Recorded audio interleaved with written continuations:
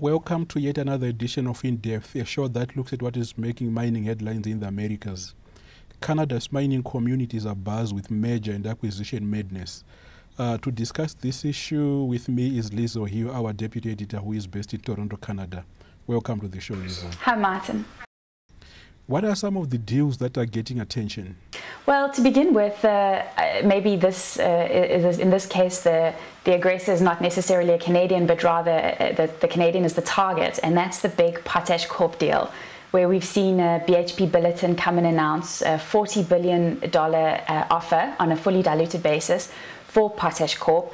Potash Corp rejected it. They've said it's grossly inadequate, and everyone has noted several times in a day that the Potash Corp shares remain well above the $130 and a share offer that BHP Billiton has made. So investors certainly seem to be holding out either for a rival offer or for an increased bid from BHP Billiton. And then something else that we're hearing a lot about in Canada, at least, is the regulatory side of the offer. If BHP Billiton does go ahead, and they are the ones that succeed, at least from an investment side, BHP Billiton will need to get approval from Investment Canada. And then the Investment Canada, which is at the federal level of government, will also really take into account the submission from the province of Saskatchewan. So we've seen a lot of talk about how Saskatchewan and the government of Canada view BHP Billiton's offer, and then of course how they would view an offer from a rival source, potentially with the involvement of some foreign state in the transaction. But is a rival offer seen likely? Yeah, that's the $40 billion plus dollar question. At the moment, we're hearing rumors and reports really on a daily basis of what's going on behind the scenes, a lot of unnamed sources and rumors. But at the moment, where the money really is and the interest, maybe the motivation to get involved and to block BHP Billiton's offer is from China. But of course, China would likely face difficulties in getting that regulatory approval to invest in this big resource company in Canada. And so we're hearing rumors that China has talked to Canadian pension fund managers on maybe putting together a deal, talked to Singaporean sovereign wealth funds. Now we're hearing a rumor that Rio Tinto, representatives of Rio Tinto have traveled to Russia to meet with a Russian potash producer. But at the moment, it really is a lot of unnamed sources, as I said, so it's difficult to tell what their motivation might be in getting the speculation out there. For its part, Potash Corp, of course, is doing its best to keep the speculation going. Potash Corp, again, has said that it definitely does expect to see a rival bid coming through. CEO Bill Doyle has reiterated that this isn't going to be a sprint. It's going to be a marathon, he says, and he's convinced. He says he's had approaches and has approached a number of parties, and he's convinced that there will be at least one other offer or proposal that will come to the table. Then we have seen some action in the gold space as well. Yep, right. A lot of action, in fact. Just in the last couple of months, in August, we saw Kinross Gold agree to buy Redback Mining. Redback is based in Canada, but their focus is in West Africa, which is quite a hot spot for gold at the moment. They've got two mines. The one, Chirano, is in Ghana, and the second mine really is where we're seeing a lot of interest from, at least from the investment and analyst point of view, is the big Tasiast gold mine, and getting bigger in Mauritania. So Kinross is offered $7 billion in shares and warrants, and there's been quite a lot of concern, at least from some corners of the investment and analyst community, that the company's overpaying, especially with this dilutive equity that it's put on the table.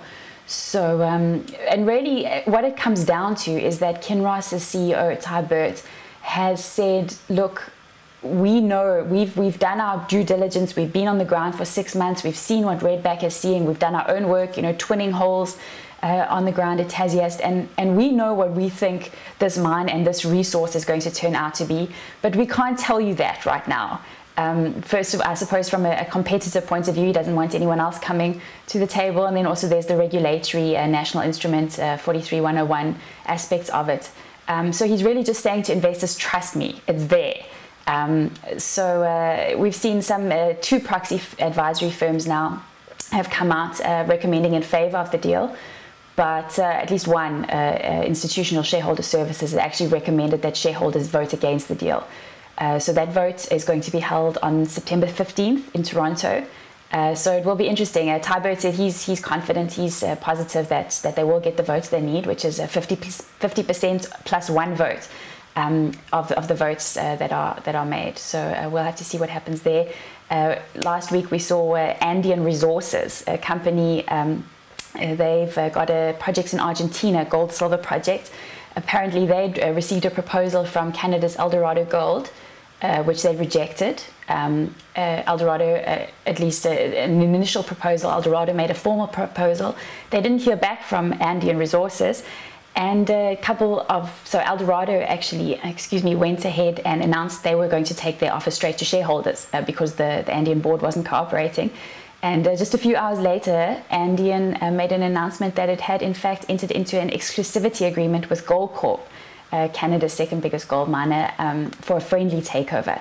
It was a superior offer to what Eldorado had made. At the beginning, Eldorado was a little cagey. They said they were with keeping the options open.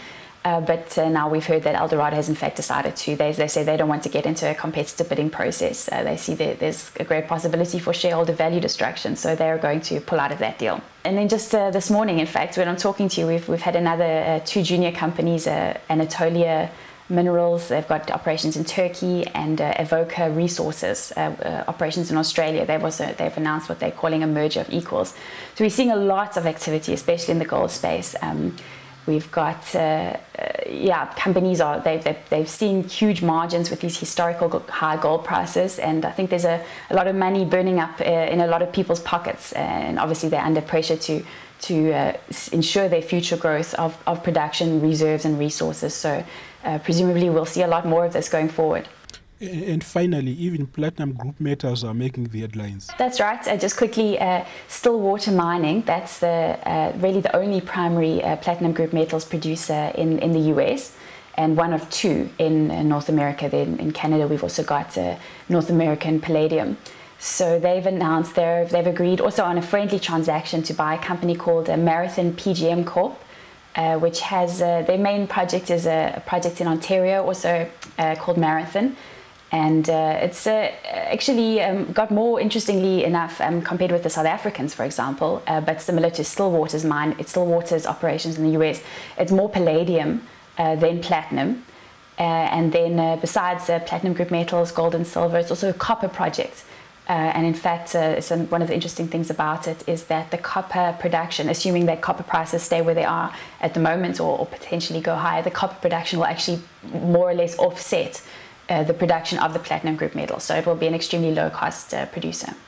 Well, thank you, Lizo, for your time. That was the show for today. Join me again next week for more news and insight on mining development in the Americas. I'm Martin Joaquin in Johannesburg.